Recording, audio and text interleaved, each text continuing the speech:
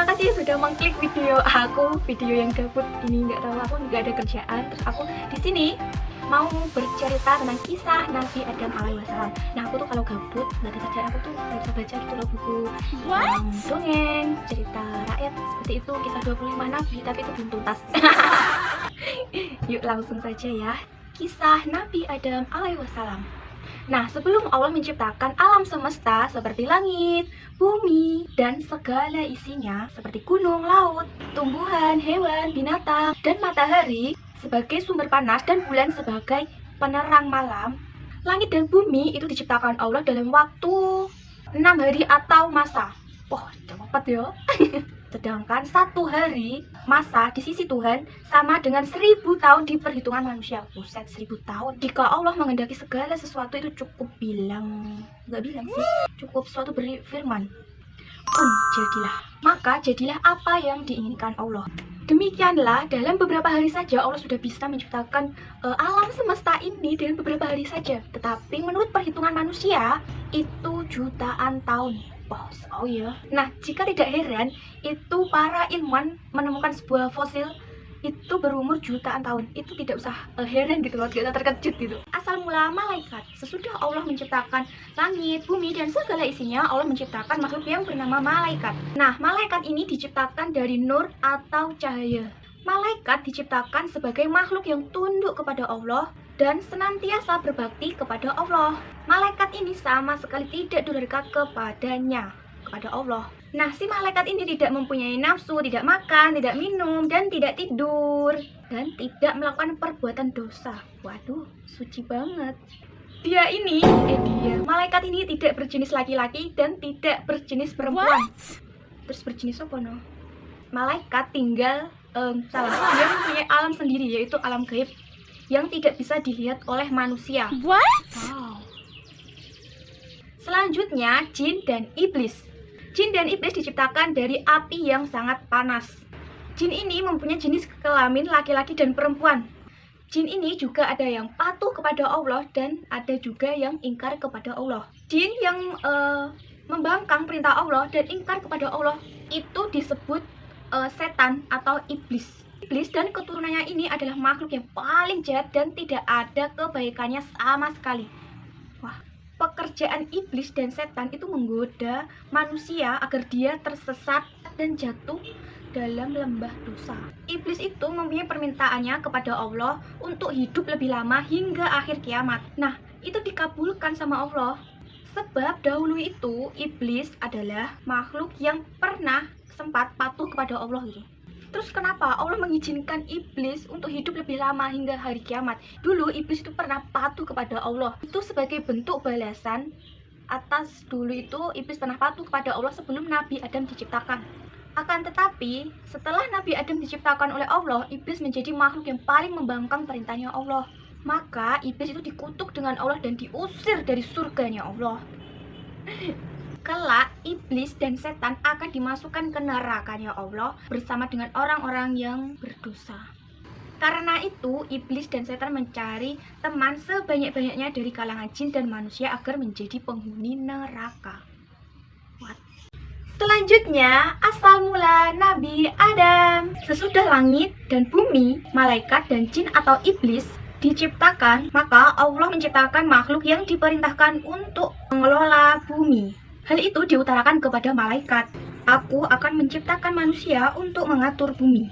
Para malaikat itu berpikiran bahwa dikira lalai dalam menjalankan tugasnya. Maka mereka berkata, mengapa Tuhan menciptakan manusia? Bukankah nanti dia akan merusak bumi? Mereka akan saling berbunuhan dan bermusuhan. Sedangkan kami itu malaikat ya, senantiasa patuh terhadap perintahnya. Untuk melenyapkan kekhawatiran malaikat, kemudian Allah berfirman, sesungguhnya aku mengetahui apa yang tidak kamu ketahui. Nah, para malaikat ini bungkam mendengar penegasan dari Allah. Bukankah Allah Maha mengetahui atas segala sesuatu yang terjadi? Setelah itu, Allah menciptakan Adam, Nabi Adam maksudnya, dari tanah liat dan lumpur yang hitam. Setelah terbentuk, Allah memasukkan roh ke dalamnya. Kemudian, Adam pun bisa berdiri tegak, dan itu hidup. Adam itu bisa hidup. Dan akhirnya Allah memerintahkan para malaikat untuk bersujud kepada Nabi Adam atau menghormati Nabi Adam. Para malaikat pun bersujud kepada Nabi Adam dan mengucapkan selamat atas terbentuknya Adam atau atas terciptanya Adam. Hanya iblislah yang tidak mau bersujud kepada Adam. Ia membangkang perintahnya Allah. Allah pun bertanya, mengapa engkau yang tidak mau bersujud kepada Adam? Apa alasannya? Kira-kira seperti itu pertanyaannya. Saya lebih baik dari Adam. Engkau ciptakan saya dari api, sedangkan Adam hanya dari segumpalan tanah. Kata iblis dengan menyombongkan dirinya. Sombong. Dia tuh bicara seperti itu dengan kata sombong gitu loh. Yang berpendapat bahwa api lebih baik dari tanah itu pendapatnya iblis sendiri. Padahal hanya Tuhanlah yang maha tahu siapakah makhluk yang paling mulia yang dia ciptakan gitu. Hanya Tuhanlah. Kenapa iblis menyombongkan diri? Allah pun murka mendengar jawaban iblis seperti itu. Allah pun berkata, hai iblis, keluarlah kau dari surga ini. Sungguh tidak patut kau tinggal di surga ini. Terkutuklah engkau, katanya Allah. Iblis pun berkata, wahai Tuhan, engkau kutuk aku dan engkau usir aku dari surga ini hanya karena Adam. Saya rela, tapi kabulkanlah permintaan saya untuk hidup lebih lama lagi hingga hari kiamat nanti. Itu kata iblis. Permohonan iblis pun dikabulkan, ia dibiarkan hidup lebih lama lagi hingga hari kiamat nanti. Iblis kemudian bersumpah, ya Tuhan, karena engkau telah menghukum saya itu hanya iblis ya, sebagai yang tersesat, maka saya akan menghalang-halangi Adam dan keturunannya di jalanmu. Saya akan mendatangi mereka dari muka, dari belakang, dari kiri, dan dari kanan. Wah, berarti aku ngomongin iblis Rono. Itulah tadi sumpah iblis. Ia akan menyesatkan Adam dan keturunannya agar mereka saling bermusuhan, saling berbunuhan, dan membuat kacau di bumi. Allah pun berfirman, untuk melawan segala tipu dayamu dan akal busukmu, aku beri manusia senjata yang ampuh. Dengan akal itu, aku bimbing mereka dengan petunjuk-petunjuk agama. Aku tuntun mereka ke jalan yang benar. Dengan akal itu, manusia akan mampu membedakan mana yang benar dan mana yang salah. Siapa yang tidak menggunakan akalnya, tentu dapat kau sesatkan. Mereka yang sesat itu akan mempertanggungjawabkan perbuatannya padaku di hari kemudian. Mendengar firman-Nya Allah, iblis semakin membenci Adam. Ia kemudian mencari titik kelemahannya Adam dengan cara mendekati Adam. Akhirnya dapat ditemukannya, yaitu adalah nafsu. Nafsu cenderung melakukan perbuatan yang buruk. Bila manusia cenderung menurutkan hawa nafsunya, maka dengan sangat mudah iblis untuk menjerumuskannya. Allah kemudian mengajarkan Adam nama-nama benda yang dilihatnya. Dengan demikian, Adam mengetahui nama-nama benda yang ada di muka bumi. Itulah pengetahuan pokok yang nanti bakal diperlukan untuk mengelola dan memelihara bumi. Kepada para malaikat, Allah ingin membuktikan bahwa kemampuan manusia untuk mengelola dan mengatur bumi. Berfirmanlah Allah kepada para malaikat, sebutkanlah kepadaku nama-nama benda itu. Maha suci engkau ya Allah, tidak ada yang kami ketahui selain apa yang engkau ajarkan kepada kami. Hanya engkaulah yang mengetahui segala-galanya.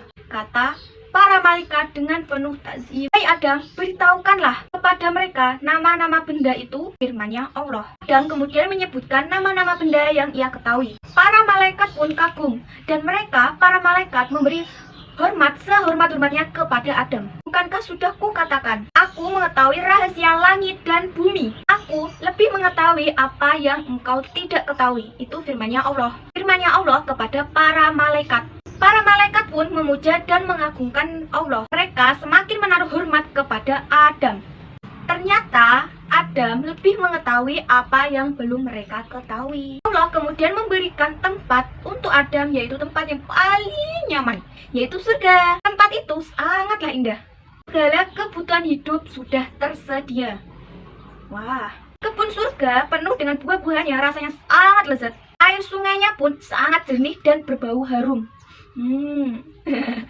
Bahkan pohon, tumbuhan, rumput seperti kayak ditata sangat rapi. Aduh, nyaman sekali. Nggak sekali banget nyamannya.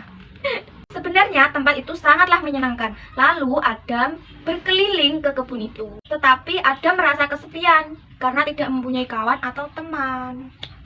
Lalu diciptakanlah ibu umat manusia. Adam merasa kesepian karena tidak mempunyai teman atau pasangan. Padahal ia melihat binatang yang hidup di surga itu saling berpasangan. Rasa sepi dan sedih membuatnya letih. Kemudian Adam pun tertidur pulas di bawah pohon. Allah Maha Tahu kan mengetahui pula yang bergerak di hati Adam, yaitu ingin mempunyai teman. Kasihan. Maka selagi Adam tidur, Allah menciptakan manusia lagi yang diambil dari tulang rusuknya Adam sendiri.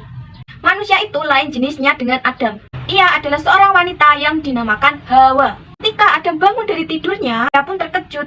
Adam mengusap-usap matanya, seakan tak percaya. Ia melihat seseorang yang duduk di sampingnya. Wanita itu indah, cantik, menakjubkan. Siapakah engkau? Mengapa berada di sini? Tanya Adam. Dan tersenyum, Hawa pun menjawab, aku adalah Hawa yang diciptakan untuk menjadi teman hidupmu. Wah.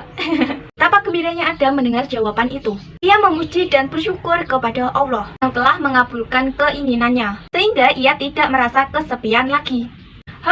Hawa ditakdirkan menjadi istri Adam. Sepanjang hari mereka bersukaria di taman surga. Keduanya dapat bersenang-senang sepuas hati. Mereka boleh memakan apa saja makanan dan buah-buahan yang ada di surga. Hanya satu yang dilarang oleh Allah, yaitu tidak boleh memakan buah huldi. Nah, sekarang masuk ke jebakan iblis. Iblis telah bersumpah untuk menyesatkan Adam dan keturunannya. Ia berupaya agar Adam terusir dari surga. Pada suatu ketika, ia berhasil masuk ke surga. Kebetulan, pada saat itu Adam dan Hawa merasa haus dan lapar. Iblis datang sembari berkata, makanlah buah di hadapanmu itu. Lihat warnanya begitu indah dan segar. Baunya pun sangat harum, tentu rasanya pasti lezat. Adam tahu bahwa buah yang di hadapannya itu memang tampak lain dari yang lain. Sangat berbeda dengan yang lain. Tetapi buah itu adalah buah larangan. Maka ia tak mau memetiknya. Iblis lalu membujuk Hawa, tetapi Hawa tidak mau untuk memetiknya. Iblis pun kecewa dan merasa sakit hati. Tetapi ia tidak pernah putus asa. Pada suatu saat ia mendekati Adam lagi. Kali ini ia berkata, apa Tuhan melarangmu makan buah itu? Tak lain agar kalian tidak menjadi malaikat. Sebab jika kalian makan buah itu, kalian akan menjadi penghuni yang kekal di surga ini. Percayalah, aku adalah seorang teman yang memberi nasihat baik untukmu. Pendirian Adam pun tidak tergoyahkan. Ia tetap tidak mau menuruti godaan iblis untuk memakan buah huldi. Pada suatu kesempatan, iblis datang lagi. Ia memilih suatu kesempatan ketika Adam dan Hawa baru saja melakukan keliling surga. Mereka kelihatan kelelahan. Saat itulah iblis berkata, "Hai Adam, ketahuilah bahwa sebenarnya yang boleh memakan buah itu adalah golongan para malaikat saja. Sebab jika malaikat memakan buah itu, mereka akan hidup kekal tanpa adanya kematian." Itu kata iblis. Adam dan Hawa pun mulai mendengar perkataan iblis. Kami telah mendengar rahasia Allah sebelum kalian diciptakan. Sambung iblis. Bahwa kalian tak akan hidup lebih lama lagi. Beberapa waktu lagi kalian akan dimatikan. Nah, jika kalian ingin hidup kekal abadi, makanlah buah itu. Rasanya sungguh lezat, tak ada duanya di surga ini. Sungguh bodohnya jika kalian tidak menerima nasihatku ini. What? Iblis pun meneruskan bujukannya itu. Ia pun berkata, aku bersumpah di hadapan kalian, demi Allah aku sebenarnya hanya memberi nasihat. Karena aku merasa kasihan kepada kalian berdua. Larangan Tuhan itu supaya kalian tidak bisa hidup lebih lama lagi di surga ini. Matur suwun sudah menonton video aku hingga selesai. Sebenarnya sih belum selesai. Nanti akan ada cerita selanjutnya dikarenakan aku ngantuk. Aku mau tidur dulu, capek. Nanti akan ada cerita selanjutnya, yaitu apakah Adam dan Hawa tertarik memakan buah huldi tersebut atau tidak, dan mengapa Adam dan Hawa bisa diturunkan ke bumi. Nanti aku akan melanjutkannya tentang kisah Habil dan Habil. Siapa sih Habil dan Habil itu? Sudah ya, terima kasih.